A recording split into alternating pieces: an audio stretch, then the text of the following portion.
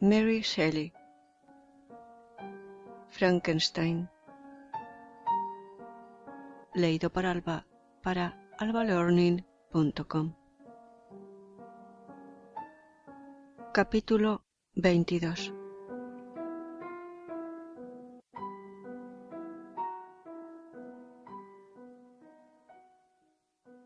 Eran las 8 cuando desembarcamos. Paseamos unos momentos por la orilla, disfrutando del crepúsculo, y luego nos dirigimos a la posada, desde donde contemplamos la hermosa vista del lago, bosques y montañas que, envueltas en la oscuridad, aún mostraban sus negros perfiles. El viento, que casi había cesado por el sur, se levantó ahora con gran violencia desde el oeste. La luna, alcanzando su cenit, empezaba a descender. Ante ella, las nubes corrían más veloces que el vuelo de los buitres y nublaban sus rayos. En las aguas del lago se reflejaba el atareado firmamento de manera aún más bulliciosa, pues las olas empezaban a crisparse.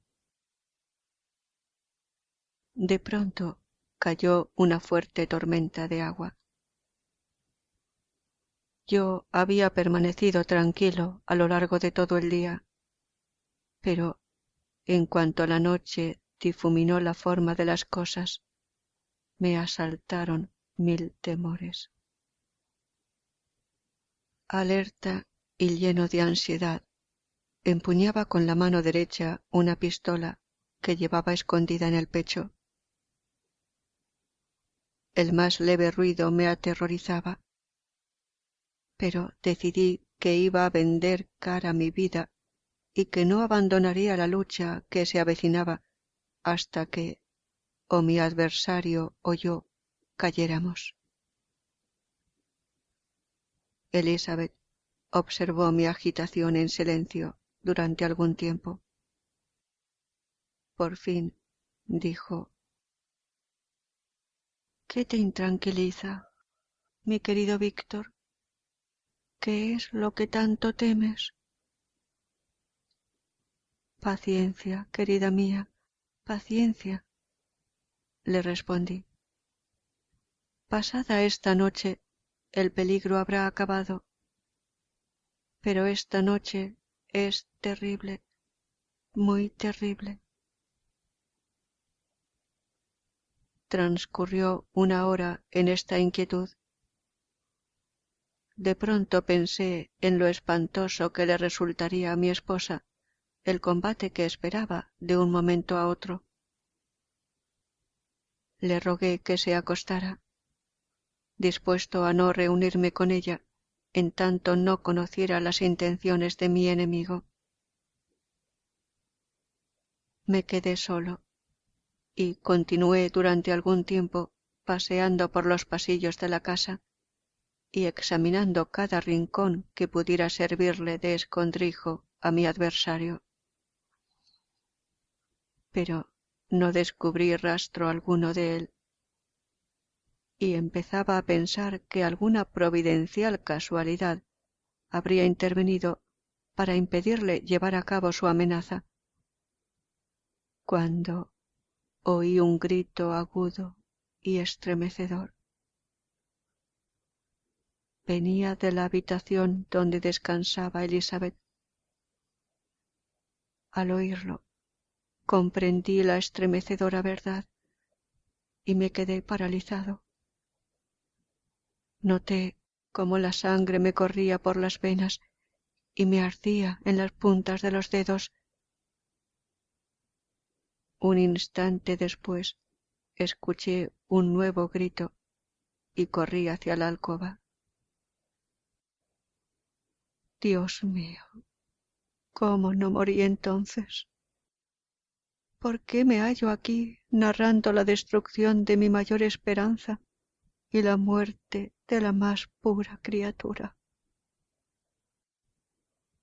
estaba tendida en el lecho, inánime, la cabeza ladeada, las facciones pálidas y convulsas, semiocultas por el cabello. Doquiera que vaya, veo la misma imagen, los brazos exangües y el cuerpo lacio tirado sobre el tálamo nupcial por su asesino.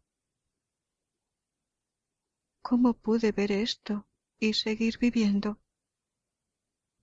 Cuán tenaz es la vida y cómo se aferra a quienes más la desprecian. En un instante perdí el conocimiento y caí al suelo. Cuando volví en mí, me encontré rodeado de la gente de la posada. Sus rostros demostraban un terror inenarrable, pero su espanto no era más que una parodia, una sombra de los sentimientos que me oprimían a mí. Escapé hacia la habitación donde yacía el cuerpo de Elizabeth, mi amor, mi esposa tan querida y venerada, viva aún pocos momentos antes. No estaba ya en la posición en la que la había encontrado. Tenía ahora la cabeza recostada en un brazo y el rostro y cuello ocultos por un pañuelo, y se la podía creer dormida. Corrí hacia ella y la abracé con ardor, pero la mortal quietud y frialdad de sus miembros delataban que lo que estrechaba entre mis brazos ya no era la Elizabeth a quien tanto había adorado. En su garganta se veían las horrendas señales del diabólico ser, y ni el menor aliento salía de sus labios.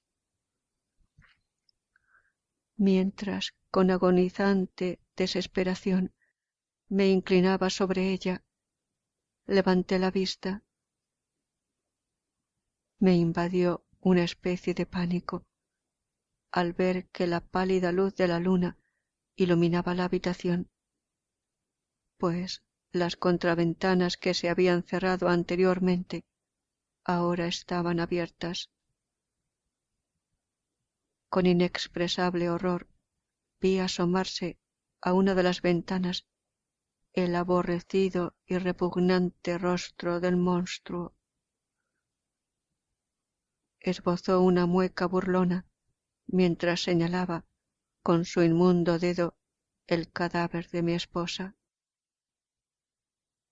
Me abalancé hacia la ventana y, extrayendo del pecho una pistola, disparé, pero esquivó la bala y, huyendo del lugar a velocidad del rayo, se zambulló en las aguas del lago. El ruido del disparo atrajo a la gente hacia la habitación. Indiqué el lugar por donde había desaparecido y lo seguimos con barcas. Echamos incluso redes, pero todo en vano. Regresamos desesperanzados después de varias horas, la mayoría de mis compañeros convencidos de que el fugitivo era fruto de mi imaginación. Tras desembarcar, se dispusieron a registrar los alrededores, organizando distintas patrullas que se esparcieron por los bosques y viñedos. No fui con ellos. Me encontraba exhausto. Un velo me nublaba la vista y la piel me ardía con el calor de la fiebre. En este estado, apenas consciente de lo que había ocurrido, me tendieron en una cama, desde donde recorría el cuarto con la mirada en busca de algo que había perdido. Recordé entonces que mi padre estaría esperando con ansiedad a que Elizabeth y yo regresáramos, y que ahora debería volver solo. Este pensamiento me trajo lágrimas a los ojos y di libre curso a mi llanto. Mis errantes pensamientos iban de un punto a otro, centrándose en mis desgracias y en lo que las había ocasionado. Me envolvía una nube de incredulidad y horror. La muerte de William, la ejecución de Justine, la muerte de Clerval y finalmente la de mi esposa. Ni siquiera sabía si el resto de mis familiares se encontraba a salvo de la maldad del villano. Quizá mi padre se agitaba ya entre las manos asesinas, mientras Ernest yacía inerte a sus pies. Esta idea me hizo estremecer y me devolvió a la realidad. Me levanté y decidí volver a Ginebra de inmediato. No había caballos disponibles y tuve que hacer el viaje a través del lago, aunque el viento no era favorable y llovía torrencialmente. Sin embargo, apenas había amanecido y podía confiar en estar en casa por la noche. Contraté algunos remeros y yo mismo tomé uno de los remos, pues siempre había notado que el ejercicio físico paliaba los sufrimientos del espíritu. Pero lo inmenso de mi pesar y el exceso de agitación que había padecido me impedían cualquier esfuerzo. Dejé el remo y, apoyando la cabeza entre las manos, me abandoné al dolor. Al levantar la vista, veía los parajes que me eran familiares de los tiempos lejanos de mi felicidad y que aun el día anterior había contemplado con la que ahora no era sino una sombra y un recuerdo. Lloré amargamente. La lluvia había cesado unos instantes y vi los peces jugando en el agua, igual que lo habían hecho pocas horas antes bajo la mirada de Elizabeth. Nada hay tan doloroso para la mente humana como un cambio brusco y profundo. Podía brillar el sol o las nubes ensombrecer el cielo. Para mí ya nada podía volver a ser lo mismo que el día anterior. Un infame me había arrebatado todas mis esperanzas de felicidad. No habrá habido jamás criatura tan desgraciada como yo. Suceso tan espeluznante es único en la historia del hombre.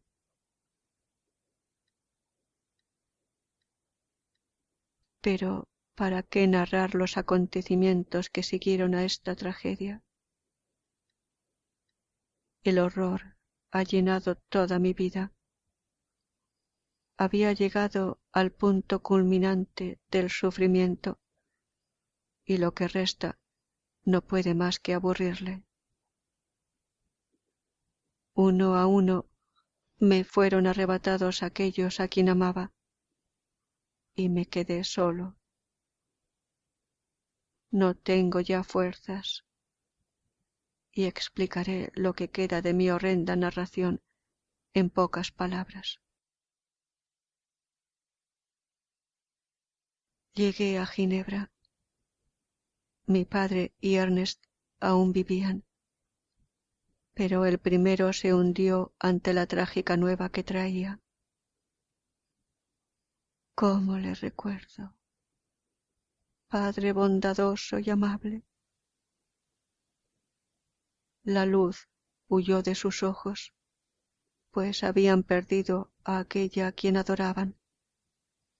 Elizabeth, su sobrina, más que una hija para él, a la cual quería con todo el cariño que siente un hombre que, próximo al fin de sus días, y teniendo pocos seres a quien dedicar su afecto, se aferra con mayor intensidad a aquellos que le quedan. Maldito, maldito villano, que llenó de tristeza sus canas y le hizo morir de dolor. No podía vivir bajo el tormento de los horrores que se acumulaban en torno suyo. Sufrió una hemorragia cerebral y murió en mis brazos al cabo de unos días. ¿Qué fue entonces de mí? No lo sé.